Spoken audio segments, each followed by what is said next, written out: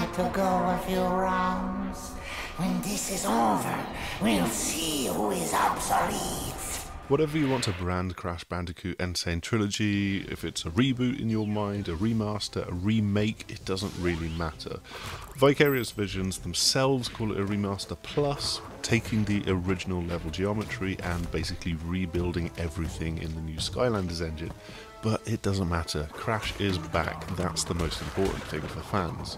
The graphics are colourful and vibrant, even in the more dismal environments. This makes sense when you consider that it is the same engine as Skylanders Imaginators, one of the most colourful children's games of the last generation.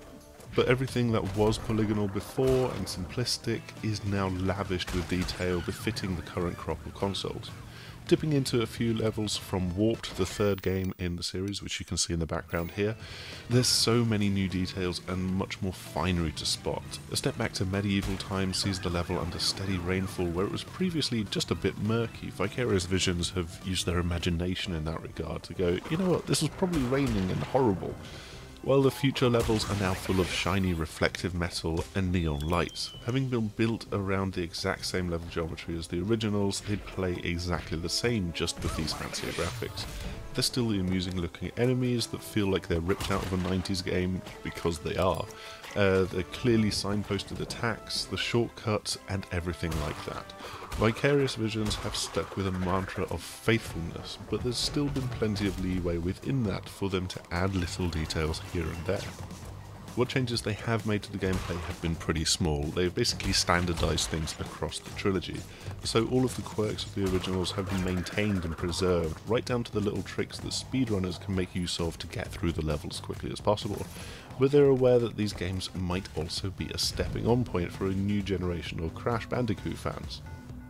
It's a minor point, but DDA, a dynamic difficulty adjustment, that was in the second and third games, but it's been rolled back to the original, and the racing sections of Warped have also had DDA added to them.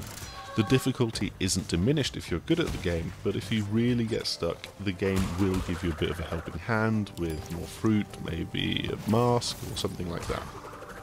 Of course, with this remake, fans of the series might be hoping for more Crash in the future, and new games might be nice, but I'm sure there's some out there that would really just love to see Crash Team Racing. When we talked to Vicarious Visions, we asked them about this, and they were, hedging their bets, but yes, they too would love to be able to bring more Crash games out in the future, so hopefully N.Sane Trilogy does well enough to justify that. I'll leave you with a couple more minutes of gameplay. We just had the 3 levels to play, and you can probably see that I'm pretty bad at this. There's lots of new death animations, and there's this humour throughout the game that works really quite well. You can catch this preview and our interview over on the6x6.com. Please do like this video, share it, and subscribe to our channel, and hopefully we will see you again soon. Goodbye!